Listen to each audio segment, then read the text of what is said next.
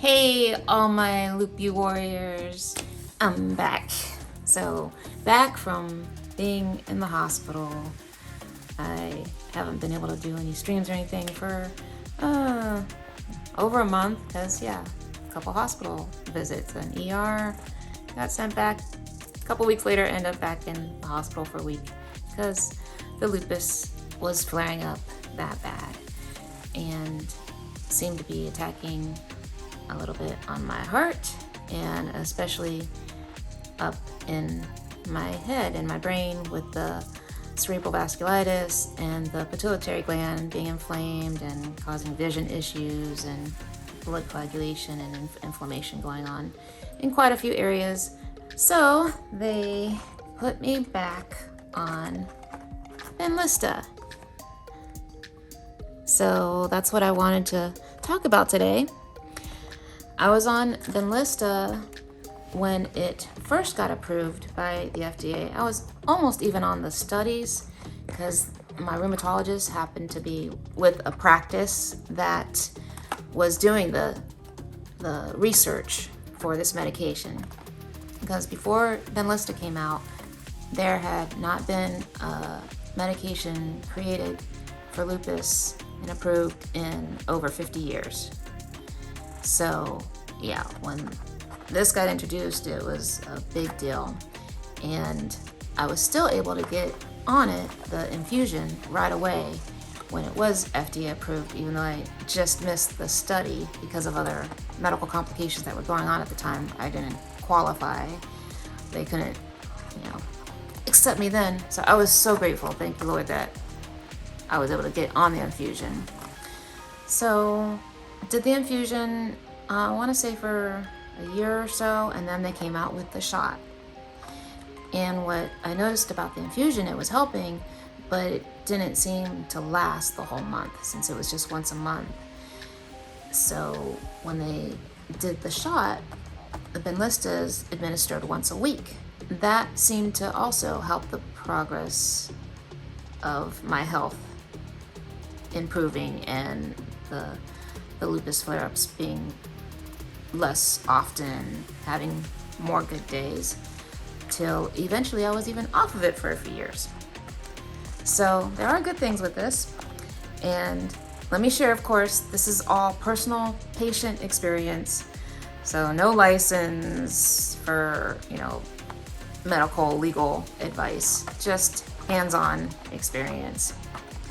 So I'm going to try to walk you through what it's like to do the shot. I have been the type where, thank God, I'm not afraid of needles, because growing up, I've had to get my blood drawn for other medical issues with the epilepsy and stuff at a very young age. Had to get blood drawn and IVs hooked up, and I always had big, strong veins, and I would let new techs experiment on me, and I was fine. Like my parents really encouraged me to be brave, and I would watch them put the needle in. So I've never had a phobia or anything about that. But I will tell you, it can be a little more painful. I don't know if it's just the needle, because you have to puncture it into your thigh. And if the needle's just a little bit thicker, because when you open it, I'll show you that you can't see the needle. You just see the device. So let's go on and go ahead and pull it out of here.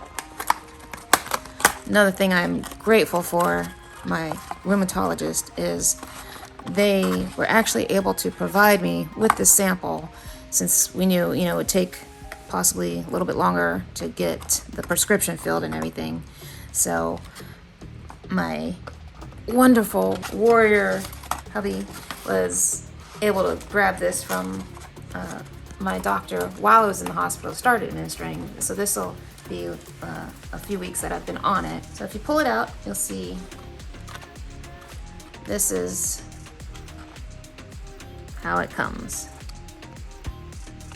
And if you look inside there where the liquid, the medication is, you'll see a bubble, maybe on the left-hand side currently.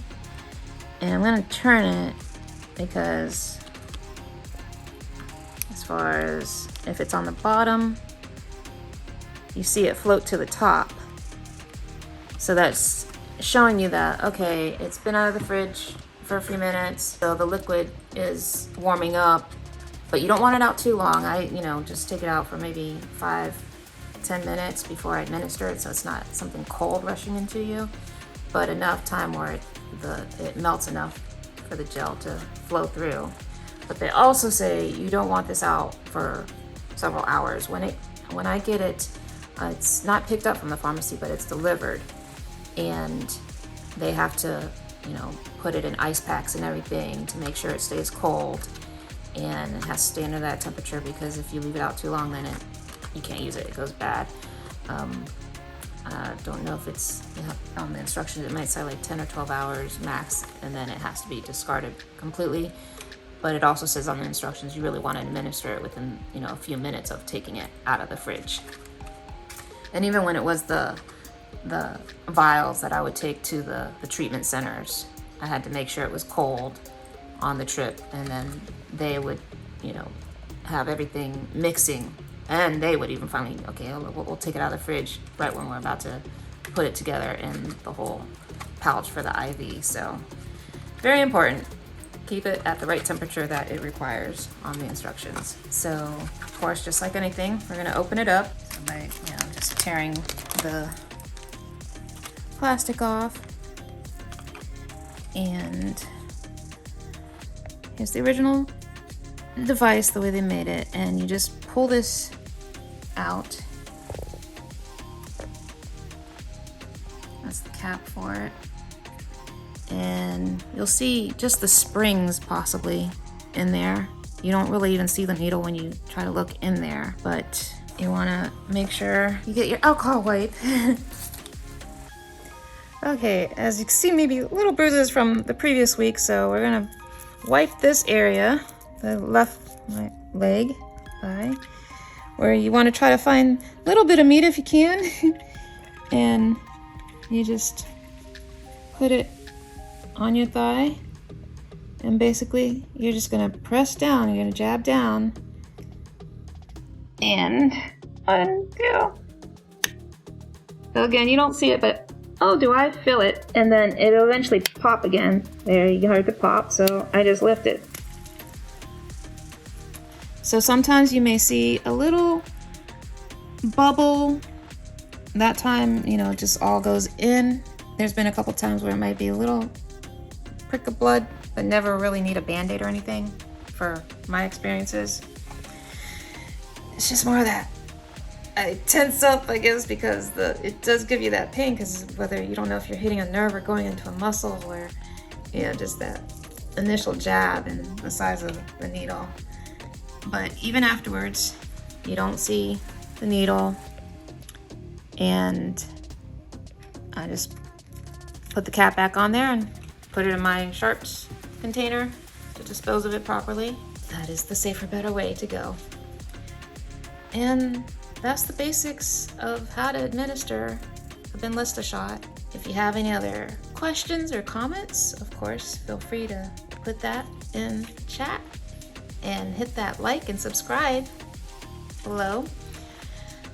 If there's any concerns, questions, I'd be happy to share my point of view on what I've experienced. And that's what we're here for, to help the community, help people dealing with different autoimmune experiences, that you're not alone. So again, just post the comments and questions down below and share with others so we can be supportive and Lupie miracles and warriors together. So that was how the original Benlysta shot was administered. Now, what I discovered is the prescription that was filled for me did come in a slightly different device. It's looking like it's more of your typical vial needle. So I'm not sure how that one is gonna be, but we'll get to experience that next week. And it will be live for all of us, not just you, but it'll be a first time live experience for me giving myself this shot with this different type of vial or device.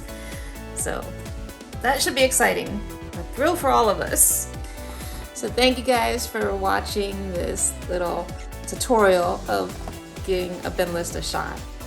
But on that note, lupus is big, but God is bigger. You guys have a blessed, beautiful day.